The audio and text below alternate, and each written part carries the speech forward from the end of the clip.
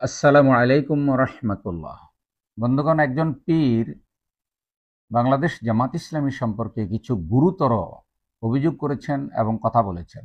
ইদানিং তিনি খুব বেশি পরিমাণেই বলে যাচ্ছেন।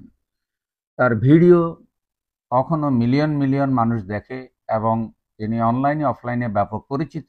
তিনি ভালো বলতে পারেন এবং তার ওয়াজ মাহফিলে অনেক মানুষ হয়। সুতরাং এই কথাগুলোর বিশ্লেষণ প্রয়োজন।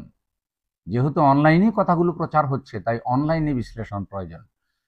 আমি আল্লাহর ওয়াস্তেই আমার এই ইমানি দায়বদ্ধতা থেকে কিছু কথা বলার চেষ্টা করছি।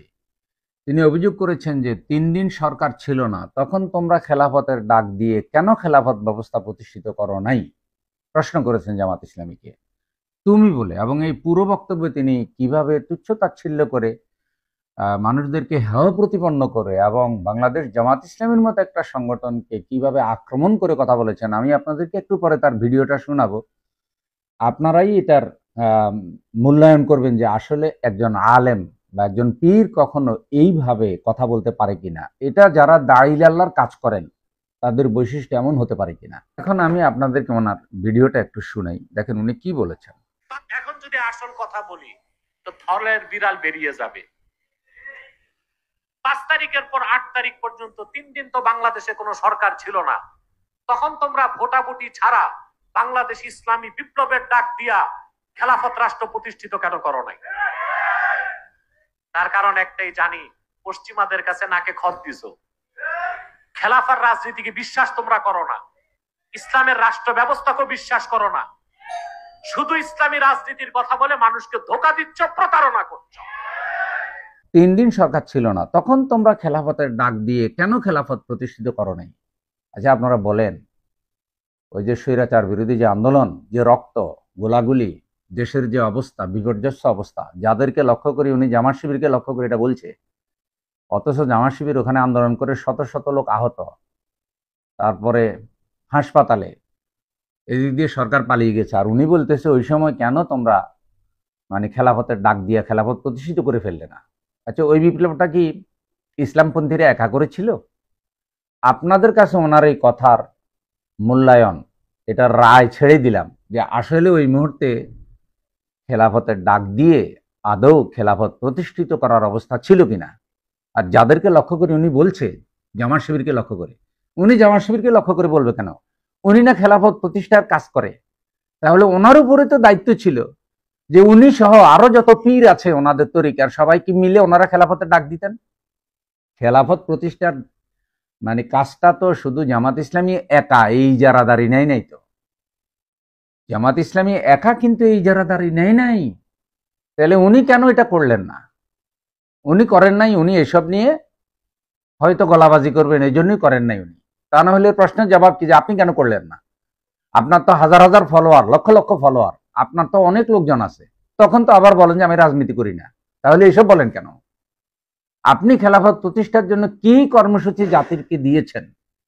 খেলাফত আপনার উসিলে হইলেও তো হয়ে গেল, যে কেউ করে, করলেই তো হলো। নিজেও করবেন না, আবার অন্যদের পিছনে লেগে থাকবেন, এটা কি ইনসাফের মাপকাঠিতে টিকে?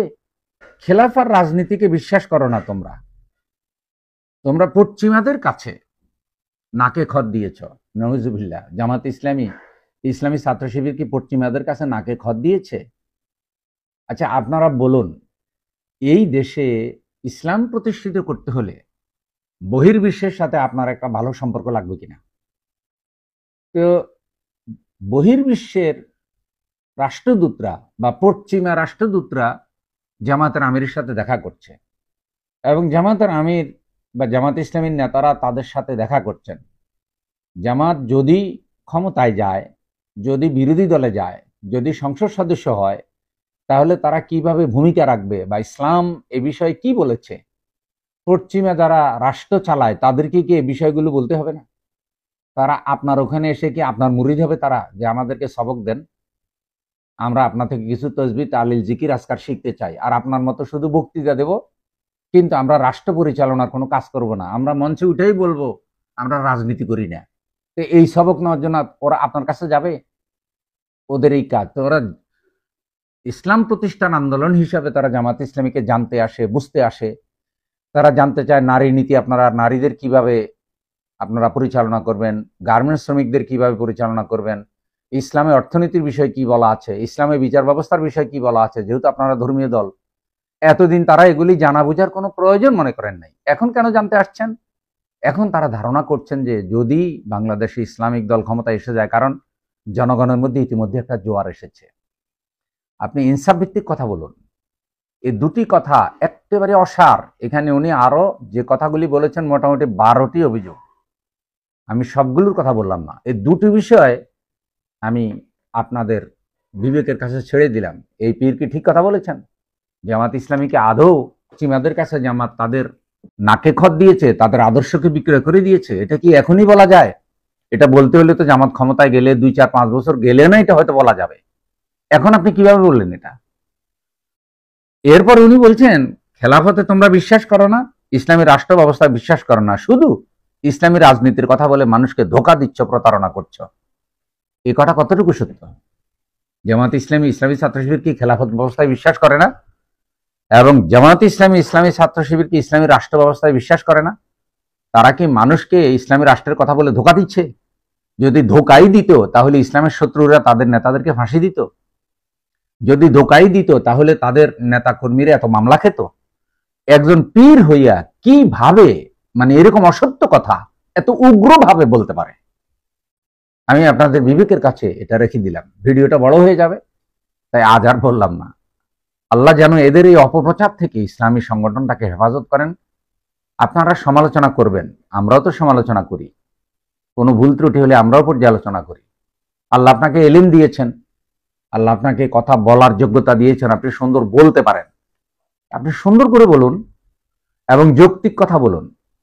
আপনি এভাবে উগ্রভাবে তুচ্ছ তাচ্ছিল্য করে তুমি বলে সবাই মনে হচ্ছে যেন আপনার ছাত্র হওয়ার যোগ্যতাও নাই, নিজেকে নিজে গ্রান্ড মুফতি ঘোষণা দিয়ে এভাবে বলছেন। এগুলির দ্বারা কি মানুষ হেদায়েত পাবে? দর্শক মন্ডলী, আপনাদের উপর এর বিচারের ভার রইল। আজ এ পর্যন্ত। আসসালামু আলাইকুম।